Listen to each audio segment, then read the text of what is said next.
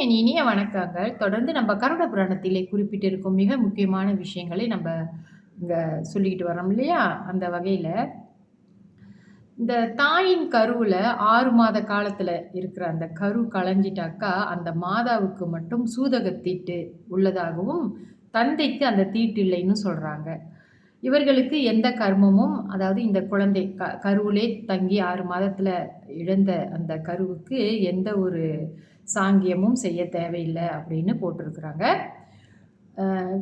குழந்தை பிறந்து 3 வயதிற்குள் இறந்து போயிட்டாக்கா, அந்த குழந்தையை உத்தேசித்து அங்க இருக்கிற மற்ற சிறுவர்களுக்கு நம்ம வந்து பால் சோறு, தயிர் சோறு அந்த ஊர் குழந்தைகளுக்கு குடுக்க வேண்டும் தானமாக அப்படின்னு போட்டிருக்காங்க. அப்ப நம்பலாம் வந்து என்ன செய்யலாம்னா, நம்ம ஆதரவற்ற இல்லங்களுக்கு சென்று அங்க குழந்தைகள் இருக்கும் அல்லவா? அவர்களுக்கு இப்படிப்பட்ட பால் சோறு, தயிர் சோறு, பாயாசம் இப்படிப்பட்ட விஷயங்கள்லாம் அவங்களுக்கு குடுக்கணும். அன்னதானமாக குடுக்க வேண்டும் என்று கூறப்பட்டிருக்கு. 3 வயதிற்கு மேல் 5 வயதிற்குள் இறந்த குழந்தைகள், பாலகர்களுக்கு வந்து அன்னம் குடுக்கலாம்.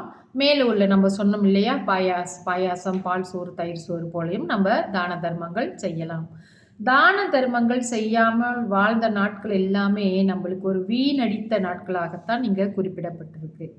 இறந்த பிறகு உண்ண வழியற்ற அதை இறந்து திரும்பவும் நம்ம பிறக்கிறோம்ல, அந்த காலகட்டத்தில நம்ம எப்படிப்பட்ட ஒரு தந்தைக்கு பிறப்போம் என்றால், ஒரு தரித்திரம் பிடித்த, உண்ண வழியற்ற ஒரு தந்தைக்கு தான் புத்திரர்களாக நம்ம பிறப்போம் அப்படின்னு இங்க கூறப்பட்டிருக்கு. அதனால நம்ம வாழும் காலத்திலே நம்மளுடைய தகுதிக்கு தக்கவாறு தான தர்மங்கள் செய்துதான் வாழ வேண்டும் என்பது இங்க வலியுறுத்தப்பட்டிருக்கு நம்ம கருட புராணத்துல. நம்ம பகவான் ஸ்ரீ திருமால் அவர்கள் கருட பகவானுக்கு இப்படி உபதேசம் செய்திருக்கிறார். அதன்படி நம்மளால இயன்ற அன்னதானம், சிறுவர்களுக்கு உணவு, இந்த மாதிரி ஆதரவற்ற இல்லங்களுக்கு சென்று உணவளிப்பது எல்லாம் நம்ம செய்கிறது நம்மளுக்கு ரொம்ப நல்லது. நமக்கும் அது வந்து ஆத்ம திருப்தியை கொடுக்குது அல்லவா? இந்த மாதிரி நம்ம செஞ்சுட்டு வரணும்.